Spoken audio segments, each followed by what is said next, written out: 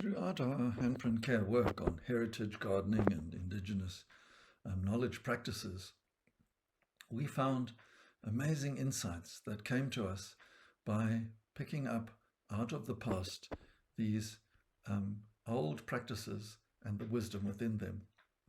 So one of the key questions we asked for our heritage food gardening: how do heritage practices like izalene and uthuthu, for example, relate to the development of a food garden today? And here's a small backyard food garden, and starting point is compost. And we hadn't realized that the daily homestead sweepings and wood ash were dumped as a compost heap. People thought that indigenous people just threw them away into the bush, and many people do today. But the heritage practices was to have a compost garden around a dump, izala. And this became a teaching garden for the gogos, because they would see what was growing around the compost garden that they had in their backyard at the dump, and they would be able to see then what was growing in the veld that could be collected for food.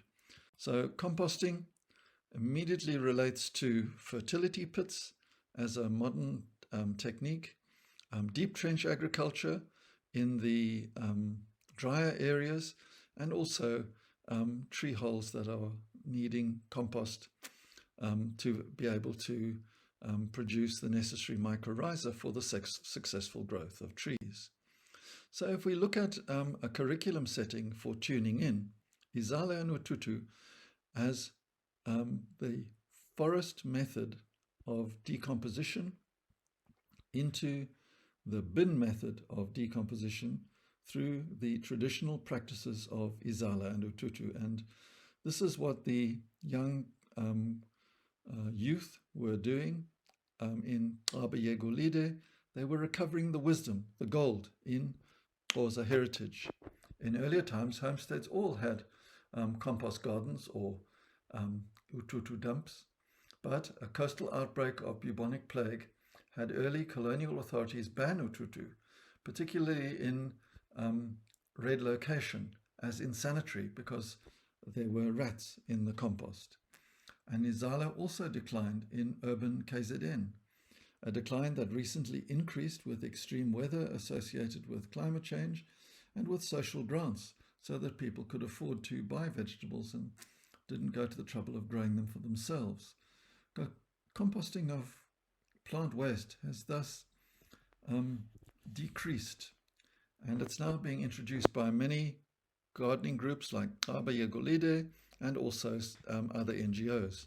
So the composting of plant waste immediately stands in contrast to how things are today, where most people throw away sweepings and rubbish in black bags. But if we are preparing food and we have a compost heap, then the vegetable waste can immediately be composted and be put to good use. We have got some compost bin designs, and to solve the problem of red location and the rats, you can also bury compost in the ground. And in your area, what you might like to look at is the question of, do we have to bury because of the rats, or can we bin compost in a garden? And the point here is to touch the past in our memories, to feel the future flying on the wings of imagination as we reinvent izala and uthuthu as composting for the production of low-cost, high-quality food in urban areas.